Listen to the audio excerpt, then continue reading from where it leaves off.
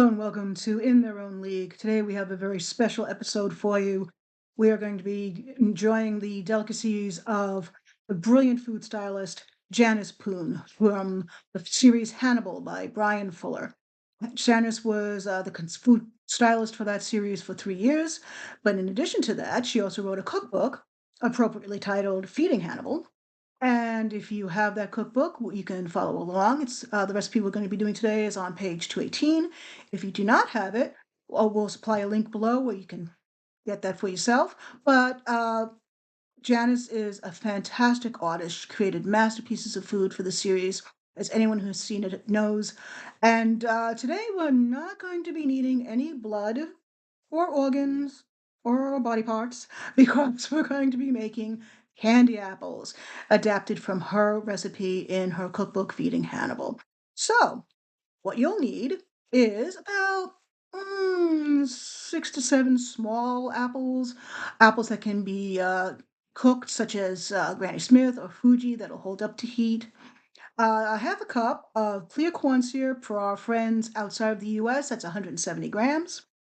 2 cups or 100 grams of granulated sugar, 1 cup of just plain old water, 240 grams of that, and 2 to 3 drops of red food coloring, which is optional, but hey, it's Halloween and it's for Hannibal, so you know you want to include it. As far as special equipment, you're going to need a candy thermometer, and that's kind of easy to find this time of year. People are starting to get ready for the holidays and start baking treats, but we'll give you a link below so you can get one of those. And you're going to need some special steaks, as I like to call them, because Janice includes in her recipe some very expensive French steak knives to spear her apples. I don't think that's very kid friendly.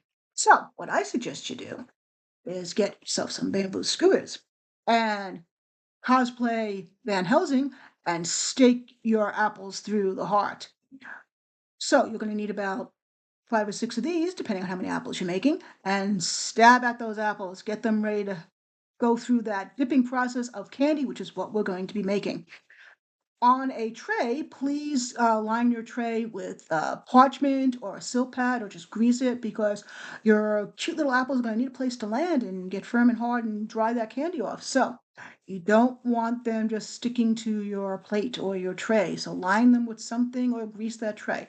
All right, now get all your ingredients together except food coloring. Leave that out for now. So your sugar, your water, your corn syrup, all that goes into a medium pan. And this is going to bubble up a bit. So you want a good, solid, heavy pan. Put them all together. Do not stir them. Just place them in the pan together. Clip your candy thermometer to the side and cook that all under medium-low heat. Now, the thing is, you're going to need to cook this and keep monitoring it for some time. It's going to be going through the different stages of candy making.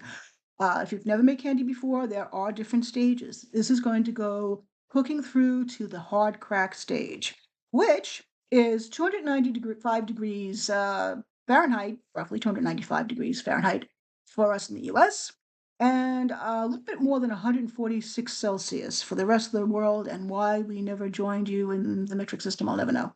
But that's 295 Fahrenheit for us in the US and 146, a little bit more Celsius for everybody else. This is going to be close to the hard crack stage, and that is going to encase our apples.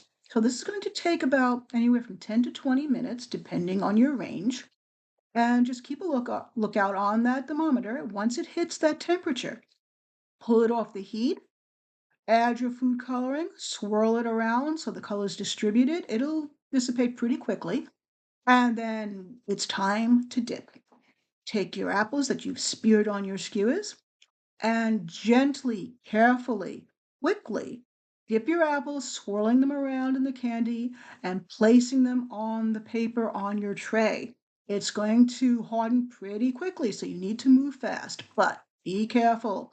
Sugar burns are no fun. Ask me how I know. This is not something for the kids to do. So just take your apples, dip them in, place them on the paper on the tray, and it'll harden up, and that's all there is to it. It's really very simple as long as you're very careful and be wary of that hot, hot, hot sugar. Once they're hardened and ready to go, they're ready to eat. And that's all there is to it. So let me show you what we have here. We've got one right here. This delectable is a candy apple. And Janice recommends that any leftover candy be poured out on paper or a silk pad on a tray on its own, and then broken up into shards and stabbed into cupcakes or pudding to be bloody shards to decorate your other Halloween treats. And I think that's sheer genius. She is so good. Enjoy your treats and happy, happy, happy Halloween from all of us here at the League.